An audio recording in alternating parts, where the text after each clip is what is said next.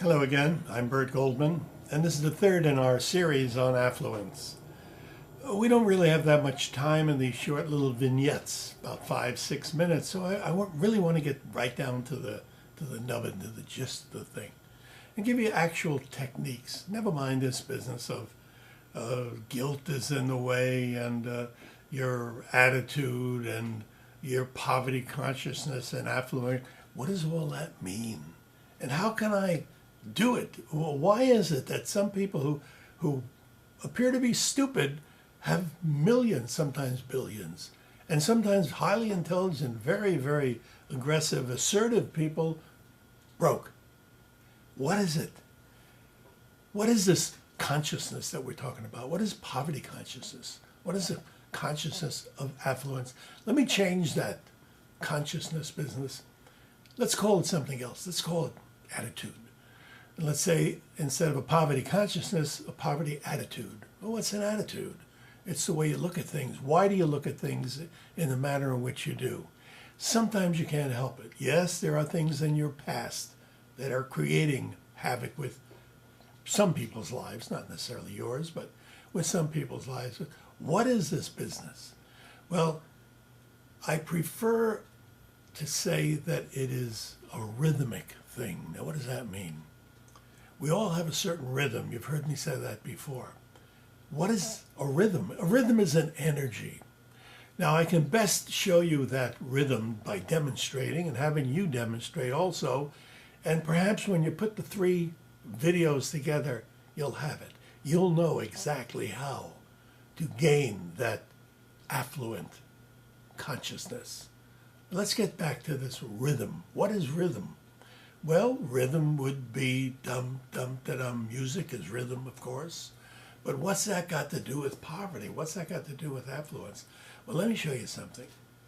Think about a particular food, let's say. Well, I'll do it right now. I'll think about a food that I like. Now, I have a different rhythm, different consciousness, if you will, for food that I like as opposed to food that I don't like. I'm thinking of a food that I enjoy. I like most foods. I'm thinking of well, whatever. It's a food that I like. I'm thinking of it right now, and my rhythm, I'll just tap it out.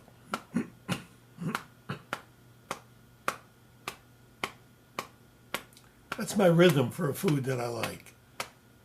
Now let me think about a food that I don't like. What don't I? I like most foods. So, boiled brains. Some people eat them. Ugh, sounds disgusting. But now I'm thinking about boiled brains. Now you notice my rhythm is totally different. You can actually tap out your rhythm for different things. You try it, you'll see. Now, the interesting part is, do this with food and you'll see how to do it with affluence also. Think about a food, not boiled brains. I don't want anybody eating boiled brains, but think about a food, let's say, I did this in one of my classes. There was a fellow who ate steak all the time. He was eating steak 3 times a day, and his doctor told him to cut it out. And I asked him, well, what is it that you want to eat? He said, well, at least for breakfast, I'd like to eat oatmeal. And I said to him, you mean you eat steak for breakfast? He says, every day. I says, well, and you want to eat oatmeal? He said, yeah, but I don't like oatmeal. I said, well, let's see if we can change your rhythm. I says, just tap on your thigh. I'm tapping up here so you could see it. I said, think about steak and tap out your rhythm. And he's thinking about steak and he's tapping about like so, about 3 times a second. Everybody's rhythm is a little bit different. Okay, I said, that's fine. Now, how about oatmeal? Yeah, I don't care for it. It's okay, tap out your rhythm for oatmeal. And he's going, usually the things you don't like are slower, but it differs. It's different with everyone. It could be faster for you. And he's tapping like this for oatmeal. And I said, okay, now we're going to change your rhythm because you want to eat oatmeal, don't you? He says, yeah, I'd love to eat it in the morning anyway.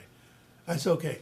Now, once again, tap out your rhythm for steak. And he's going like this. I said, okay, remember that rhythm.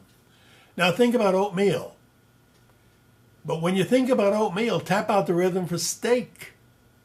And he's thinking about oatmeal and he's going like this, tapping out the rhythm for steak. Just like that, he changed.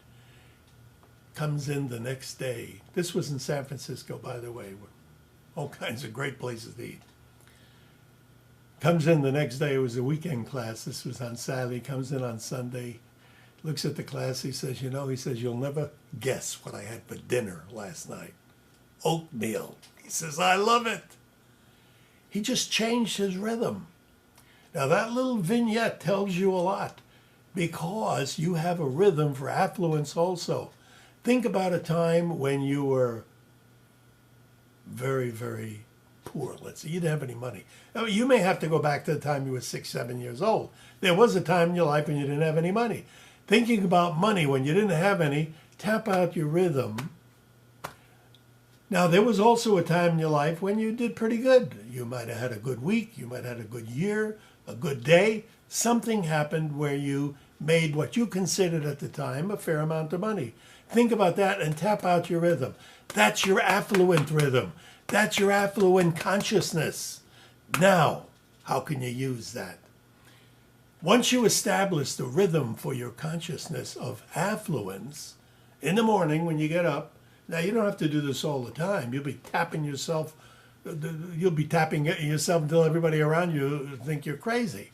Just in the morning and at night before you go to, well, no, I would leave it for the morning. At night, you don't want a rhythm of affluence. You want to go to sleep. That's a whole different rhythm. So in the morning when you get up, the first thing you do, you tap out on your thigh, on the tabletop. It doesn't matter where. Tap out your rhythm for affluence. How long? 30 seconds usually does it. And that's it. Now, does that sound foolish? Try it for food. You'll see that it isn't foolish. It works. The main thing for you skeptics, you people who do think it's foolish, here's the main thing. Ask only one question. Does it work? If it works, use it. Don't try to fix it. If it works, use it.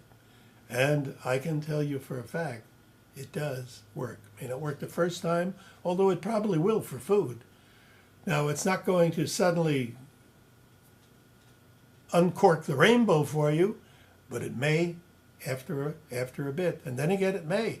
I have had people tell me using this technique that all of a sudden they discovered money that they didn't even know they had. And it happened immediately. So give it a whirl. And if it works, let me know.